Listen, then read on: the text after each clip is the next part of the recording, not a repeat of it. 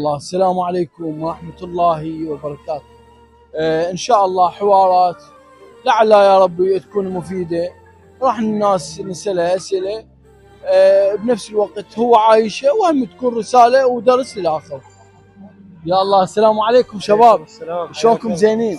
شلونكم بعد؟ شلونك؟ رمضان كريم عليكم. احنا مستعجلين بس. طول بالله. لا ما نطول.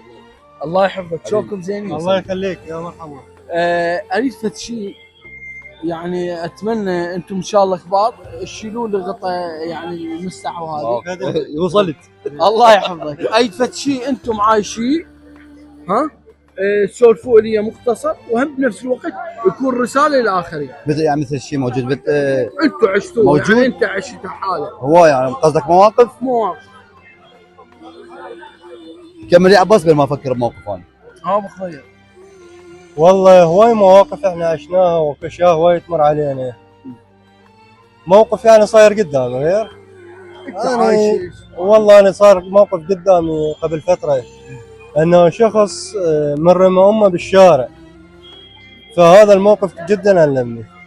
رماها بالشارع وجاء احد الخيرين واخذها يعني من دار المسنين، وهو ما عرف له اصلا اي جفن، ما عرف له جفن. وهذا الشيء يعني انا انصح المجتمع اليوم انه تحط عينك على ابوك، تحط عينك على امك، لان ما عندك غيرهم اليوم في هذا المجتمع.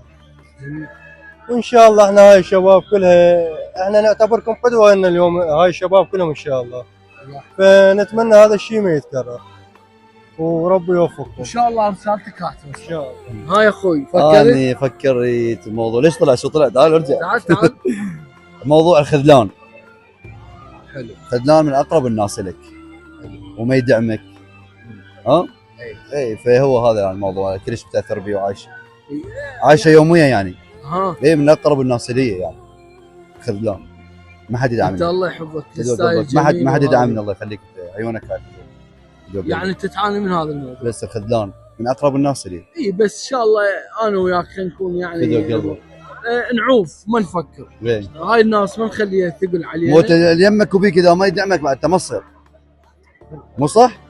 مصر الدعم بالبدايه، مو الدعم المادي، الدعم المعنوي. نعم. يوم كلمه الحلوه تصعدك، مو واذا الكلمه اللي طايح حظها تبقى بمكانها. اللهم يحفظكم الله ويكون دائما طريقكم ورود وسعاده يا رب. اشكرك حبيبي. اشكركم. موفق ان شاء الله برنامج حبيبي. الله يحفظك.